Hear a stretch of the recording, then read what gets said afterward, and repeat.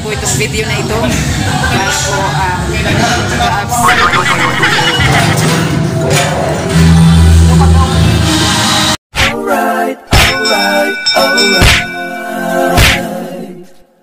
Okay. Alright. Hello mga Shy, it's Meg Jonashay Bisaya. And this is Julius, and welcome back dito sa aming YouTube channel. Kung ikaw ay bago pa lang dito sa channel ko, please subscribe na and click the bell button para ikaw ay updated sa mga videos ko. So, kumusta po tayong lahat mga Shy? So, the new normal. So, ngayon mga Shy, ang gagawin namin is pupunta kami sa gym.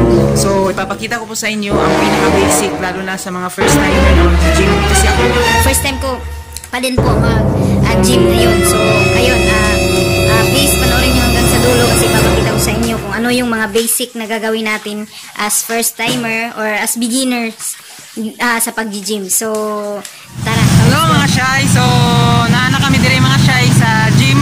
So, barato ra mga Shy kay bali 85 pesos lang per session. Bali intero adlaw na kung pila ka oras 85 lang tanan. So, dire sa aqua dance floor dira. So, noon ako mga kaubanan, first time namon ni ako si Apple. First time namon kay Apple, di manang napuyo na. Third time. So, naguyat pa kami sa amo kuan trainer. Okay, dali na kami sa sulod. So karon mga Shy, nagsulod na kami. Start na mo yan basic. First mga Shy, basic is 5 minutes. So, 5 minutes mga Shy, balik.